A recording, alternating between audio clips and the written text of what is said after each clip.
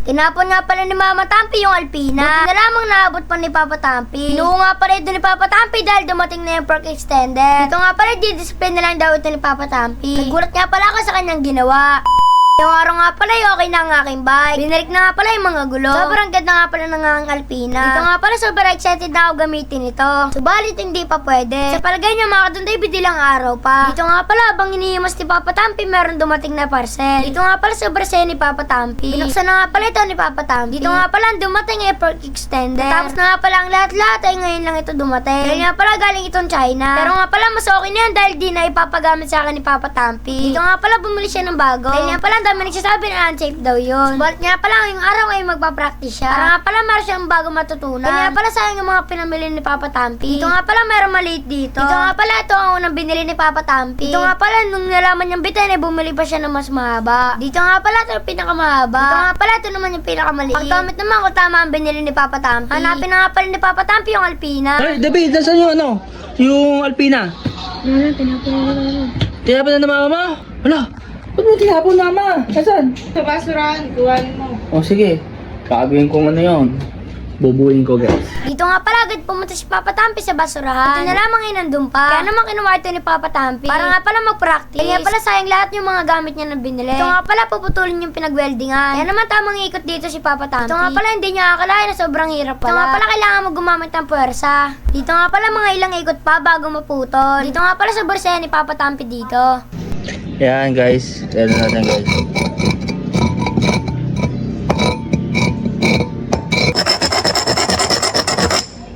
So ayan guys, ito naman yung puputulin natin. Ito pala mga katampi. Ayan, pero kakayanin guys. So ayan guys, naputol na natin. Nakakapagod pala magputol na wala kang ano. Dito nga pala, sinukat na ni Papa Tampi. Kaya nga pala, ipapantay niya daw. So ayan guys, dito natin siya susukatan. Kasi practice lang naman ito eh. So bali, para mas matibay siguro, kalahati nito, ayan ganyan. Kasi mag-a-adjust pa yun eh, mga ganyan. Puputol tayo ng gantong kalaki guys yan.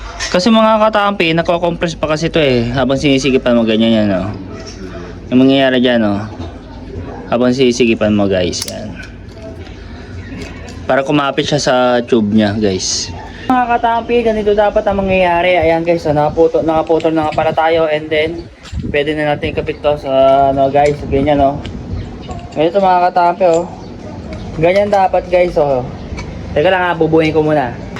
Ganyan dapat guys. Ayan o, nilagay ko na yung pinakamahabang sasabi nyo, ayan o. Ganyan dapat yan eh. Ayan o. Ganyan dapat guys o. Sisigipan mo lang siya. Ayan o. Masikip na masikip guys ha. Para di kumalas. Ayan o, ganyan o. Ganyan dapat guys o. Oo. Oo. Ganyan dapat yung mangyayari.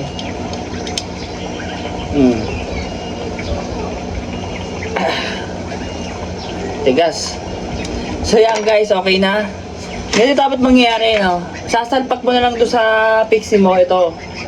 Maraming gusto bumili nito guys. Kaso nga lang, ayaw ko. Gawa ng unsafe na to eh. Alam ko unsafe to eh. Pero i-comment nyo guys. Pero para sa akin unsafe na to. Na maaari kang sumimplang dyan dito dahil sa ganito guys. Kaya hindi ko na pinilit bumili na lang ng bago para kay Don David guys, dahil matapang naman siya at nagpatuloy oh. Ayan guys oh, diba ganyan dapat ang mangyayari oh.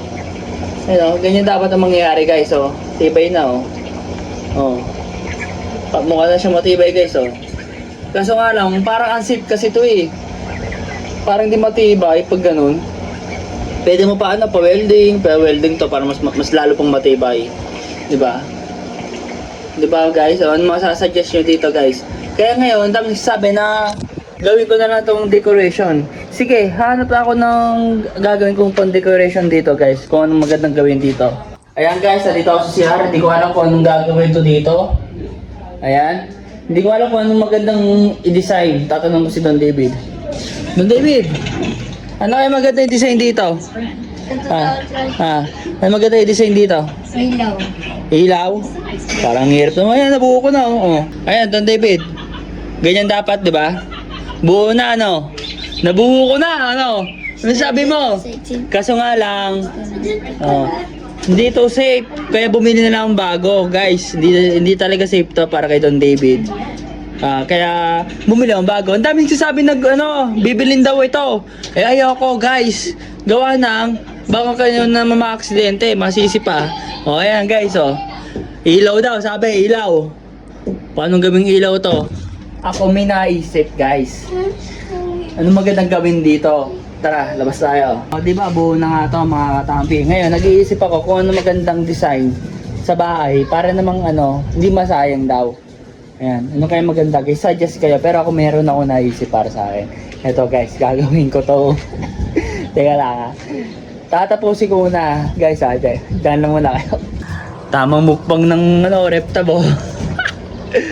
Tamang mukbang ng reptaba, boy. Kaya guys, hintayin niya guys. May gagawin ako dito para hindi masayang guys. Sayang kasi tatapon na lang di gawin ko na lang palamuti sa bahay, di ba? Pero wala akong maisip na palamuti sa bahay. Kaya ito talaga naisip kung kakaiba talaga guys. Guys, ito na nga pala ang ating update. Si Alpina ay gagawin nating tungtungan ng manok, hapunan ba? Ayan. Ayan mga manok ko guys. Ito na ang hapunan ng manok. Ayan, ulam ka sa akin. Ayan, Alpina, magiging hapunan ng manok na yan guys. Kaysa itapon, no? Pero suggest kayo guys. Joke lang yun. Guys, magagasgasan ng mga yun Joke lang yun guys, syempre. Ayan guys, gagawin ko na lang siguro tong trophy. Pero mag-suggest kayo, titingnan ko kung ano pinakamagandang gagawin dito sa Alpino ni Don David pang design sa bahay. Suggest kayo guys, kaya naman dito ng istorya, paalam.